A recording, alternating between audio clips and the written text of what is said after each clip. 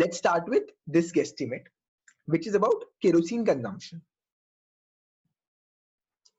The first step in any kind of guesstimate really would be to scope out the problem.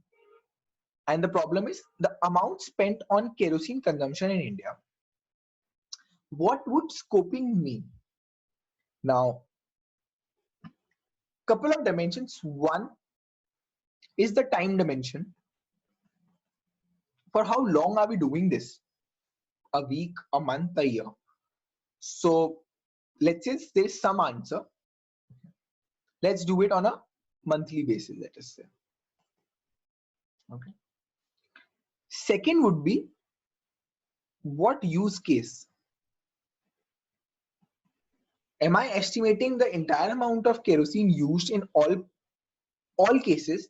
Now, typically for a lot of goods, one quick thing to remember is that there can be a, now I call it a B2B or a B2C.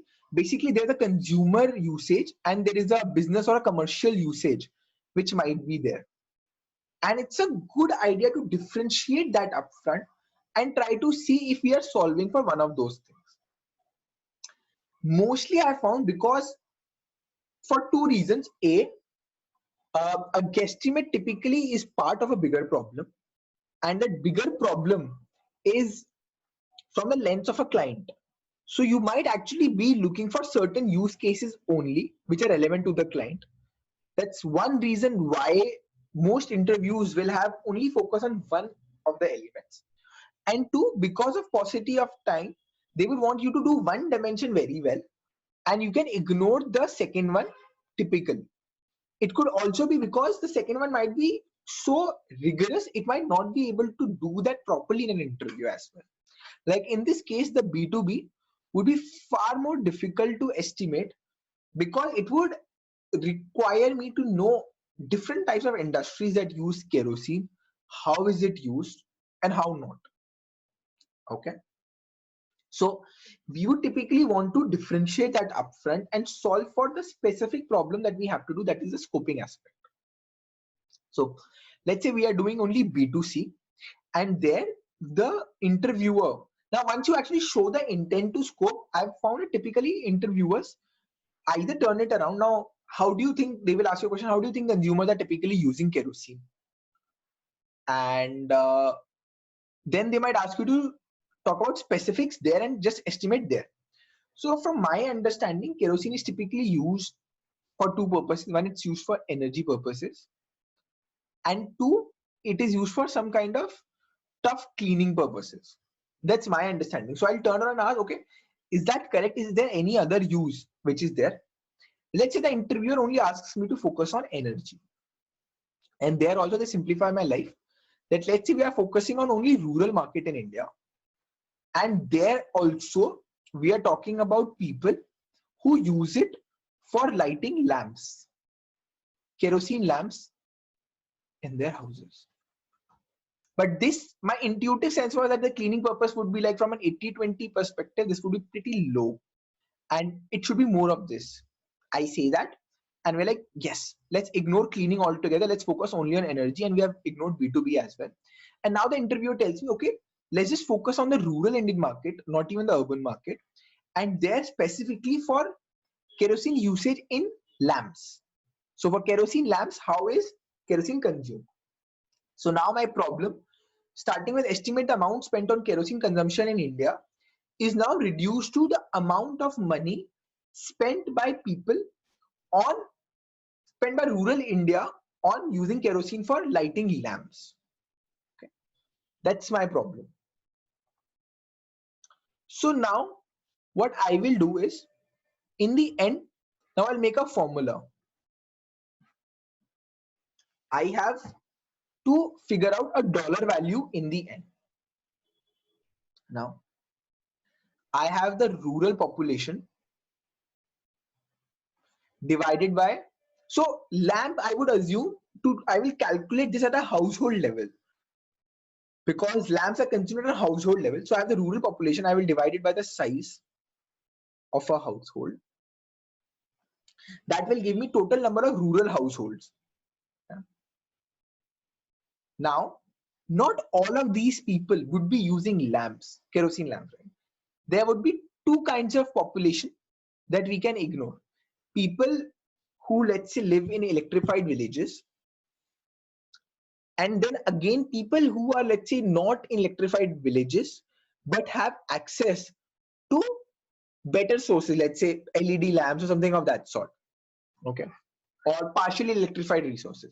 So I know that I am actually dealing with a subsection of the population which might not be very influential because they live in partially electrified or non-electrified villages, and there also they cannot have access to something like a like other kinds of electricity, like a torch or a lamp or an LED lamp or a solar panel based lamp, right?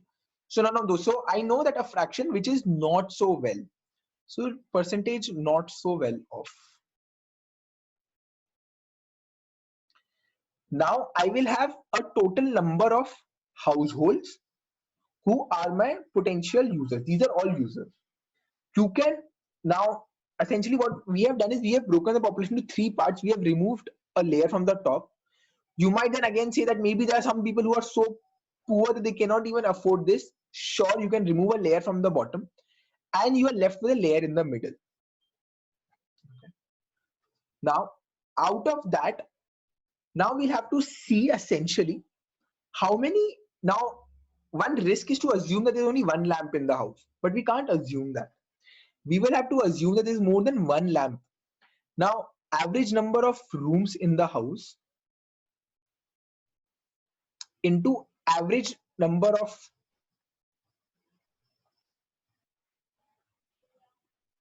lamps per room, rooms per house. So do you see how my formula is proceeding? From total number of households, now I moved at this point to total number of rooms.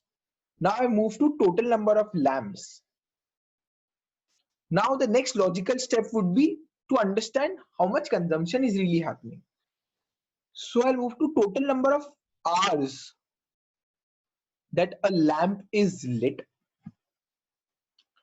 multiply it by total amount of oil, so liter per hour per lamp essentially, that's being consumed into dollar value per liter. This then becomes my entire formula. Now the job is to come up with these 7 numbers and we would be sorted. Our answer would come by just getting this number. So rural population, you can assume it to be 60% of the country. So if we take 1.3 billion people, and again this is the part about putting the structure and then the numbers. I first put out the structure and then I'm going into numbers now. So 60% of, let's say, the entire country. So you have 1.3 billion people. You can say about 0.8 billion. Now the exact calculation would be 0.78. The best way is to simplify your life and just round up or round down to the nearest number, because as it is we are guesstimating, we'll make so many assumptions that it doesn't matter if you round up or round down, the numbers will balance out. You can take the average size of the house to be either 4 or 5. Let's say we do 4. Okay, so 0.8 billion people, 4 people per household, we are left with 200 million households. Okay, so our first number is done. Okay. Now the second number is going to be tricky to find out. What you would typically do is you will not, in a whole guesstimate, now this can be a problem in itself. You don't want to waste so much time in that. What you would typically end up doing is taking broad numbers. So you could say, okay, can I get a number of the percentage of electrified villages? That would typically be very easily available. That's government data. So let's say I know that, I'm just assuming numbers, I don't know the exact numbers. Let's say 60% of the villages are electrified, 40% of the villages are not electrified. So I will ask, can I ignore the, so I'll essentially take this part of the problem and do this separately. So there are electrified villages, there are non-electrified villages. Let's say they are 60% and 40%. 60% of the households are in electrified villages, 40% of households of the 200 million that I've discovered are in non-electrified villages. Here I can further ask a question. Can I assume that all of these people are without kerosene lamps, or do I have to use some part of this as my population? So, well, you can say that frankly 10% of this is still your target audience, because while they're part of electrified villages, they don't really get electricity. So 10% of 60%, which is 6%, comes from here. Okay.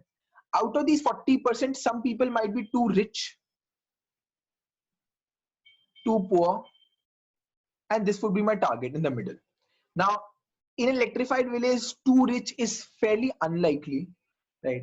But let's say you can assume that for whatever reason, let's say 5% we remove from here.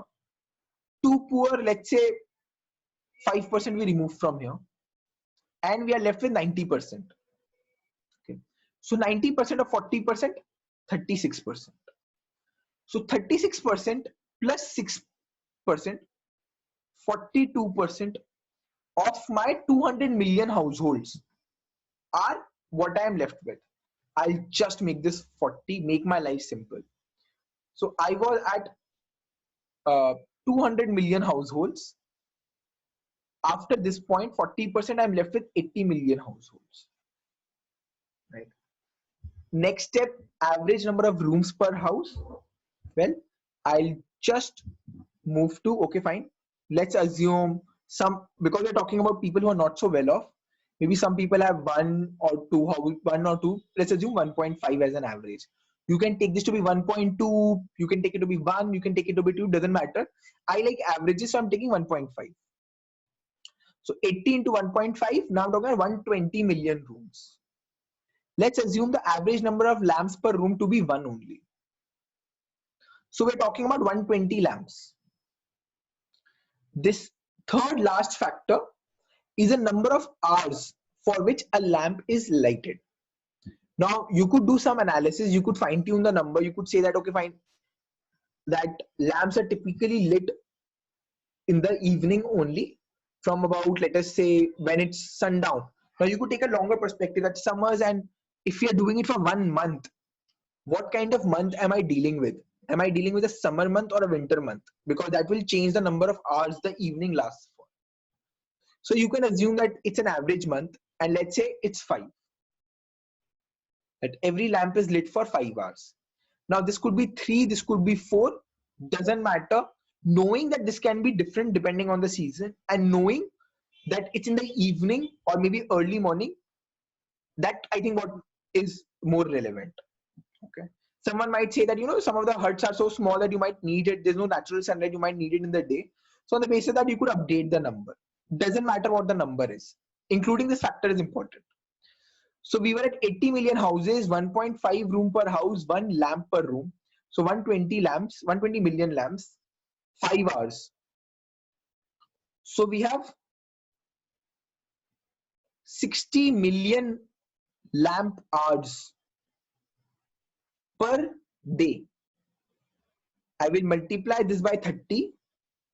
So I have 18 billion lamp hours per day, per month.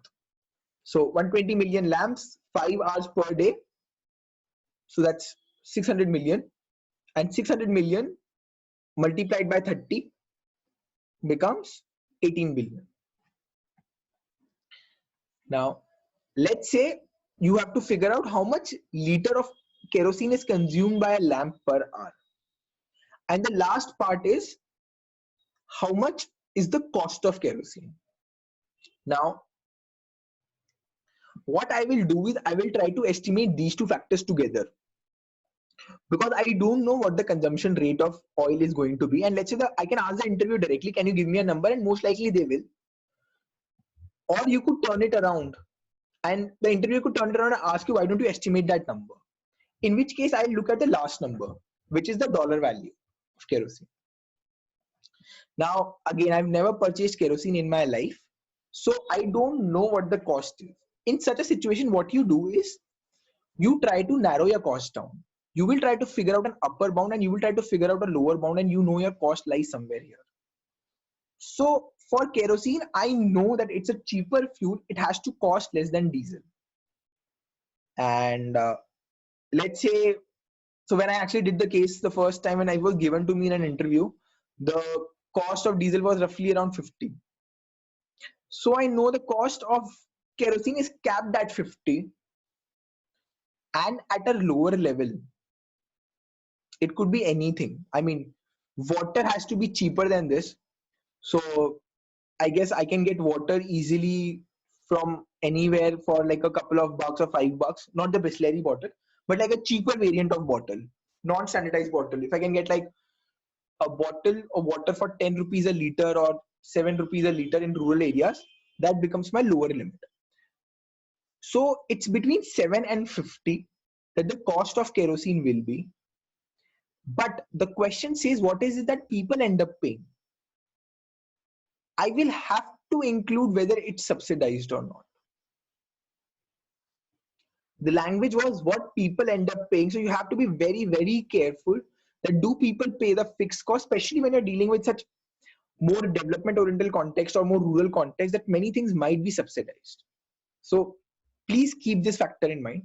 And let's say eventually you come up with like 10 rupees per liter is the cost that people end up paying, or 5 rupees per liter, whatever number you come up with.